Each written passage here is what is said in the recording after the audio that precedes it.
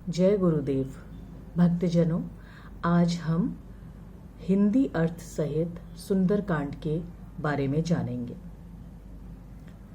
सुंदरकांड गोस्वामी तुलसीदास द्वारा रचित अवधी भाषा में लिखी गई है, जिसमें सुंदरकांड एक अध्याय है जो हनुमान जी की शक्ति और विजय का कांड है।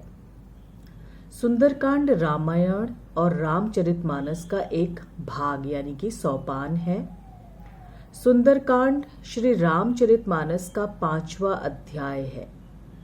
इस सोपान के मुख्य घटनाक्रम है हनुमान जी का लंका की ओर प्रस्थान, विभीषण से भेंट, सीता जी से भेंट करके उन्हें श्री राम की मुद्रिका देना, अक्षय कुमार का वध, लंका दहन और लंका से वापसी।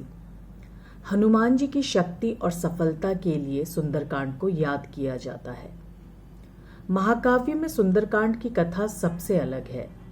संपूर्ण रामायण कथा श्री राम के गुणों और उनके पुरुषार्थ को दर्शाती है, किंतु सुंदरकांड एकमात्र ऐसा अध्याय है जो सिर्फ और सिर्फ हनुमान जी की शक्ति और विजय कांड है।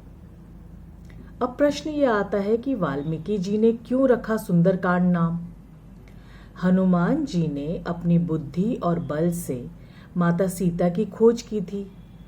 इसी कारण से सुंदरकांड को हनुमान जी की सफलता के लिए याद किया जाता है। हनुमान जी सीता माता की खोज में लंका गए थे। लंका के सुंदर पर्वत में ही अशोक वाटिका थी, जहां हनुमान जी की भेंट सीता माता से हुई। इसी कारण इस भाग का नाम सुंदरकांड रखा। एक किंवदंती के अनुसार हनुमान जी की माता अंजनी उन्हें प्यार से सुंदरा कहकर पुकारती थी, इसलिए वाल्मीकि जी ने इस भाग का नाम सुंदरकांड रखना ही उचित समझा।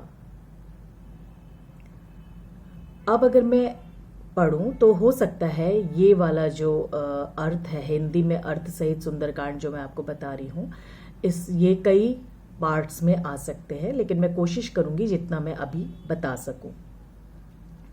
शुरुआत होती है जामवंत के वचन सुहाए। इसमें मैं अवधी भाषा का बिल्कुल इसमें गान नहीं करूंगी, मैं सीधे सीधे हिंदी में बात करूंगी। जामवंत जी ने सुहावने वचन सुनकर हनुमान जी को अपने मन में वो वचन बहुत अच्छे लगे और हनुमान जी ने कहा कि हे भाइयों, आप लोग कंदमूल व फल खाकर दुख सहकर मेरी राह देखना, जब तक मैं सीता जी को लेकर लौट ना आऊं, क्योंकि कार्य सिद्ध होने पर मन को बड़ा हर्ष होगा। ऐसा कह सबको नमस्कार करके रामचंद्र जी के हृदय में ध्यान धरकर प्रसन्न होकर हनुमान जी लंका की ओर चल दिए। समुद्र के तीर पर एक सुंदर पहाड़ था, उस पर कूदकर हनुमान जी कौतुकी से चढ़ गए।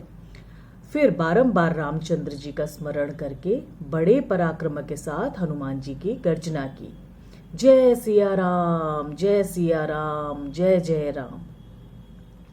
कहते हैं जिस पहाड़ पर हनुमान जी ने पांव रखकर ऊपर उछाल लगाई थी, वह पहाड़ तुरंत पाताल के अंदर चला गया, जैसे रामचंद्र जी का आमोद बाढ़ जाता है। इस प्रकार हनुमान जी वहां से चले गए। समुद्र ने हनुमान जी को श्रीरात रघुनाथ का दूत जानकर मैनाक नामक पर्वत से कहा कि हे मैनाक, तू जा, इनको ठहरा कर श्रम मिटाने वाला हो। समुद्र के वचन कानों में पड़ते ही मैनाक पर्वत वहां से तुरंत उठा और हनुमान जी के पास आकर बारंबार हाथ जोड़कर उसने हनुमान जी को प्रणाम किया।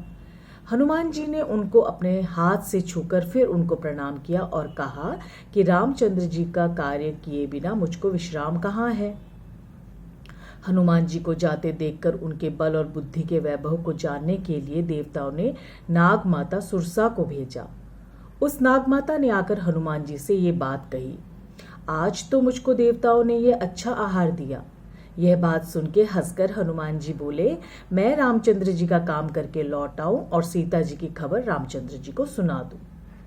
तब हे माता, मैं आकर आपके मुंह में प्रवेश करूंगा, अभी तू मुझे जाने दे, इसमें कुछ फर्क नहीं पड़ेगा, मैं तुझे सत्य कहता हूं। जब उसने किसी उपाय से उसको जाने नहीं दिया, तब हनुमान जी ने कहा कि तू क्यों देरी करती है, तू मुझको नहीं खा सकती। सुरसा ने अपना मुंह 1 योजन भर में फैलाया। हनुमान जी ने अपना शरीर 2 योजन विस्तार कर लिया। तब सुरसा ने अपना मुंह 16 योजन में फैलाया। हनुमान जी ने अपना शरीर तुरंत 32 योजन बड़ा कर लिया। सुरसा ने जैसा जैसा मुंह फैलाया, हनुमान जी ने वैसे ही अपना स्वरूप उससे दूना दिखाया। तब सुरसा ने अपना मुंह 100 योजन में फैलाया। तब हनुमान जी तुरंत बहुत छोटा रूप धारण कर लिया। उनके मुंह में पैठ कर यानी कि घुस कर झट बाहर चले आए। फिर सुरसा से विदा मांगकर हनुमान जी ने प्रणाम किया। उस समय सुरसा ने हनुमान जी से कहा कि हे हनुमान, देवताओं ने मुझको जिसके लिए भेजा था वह तेरा बल और बुद्धि का भेद मैंने अच्छी तरह समझ लिया है।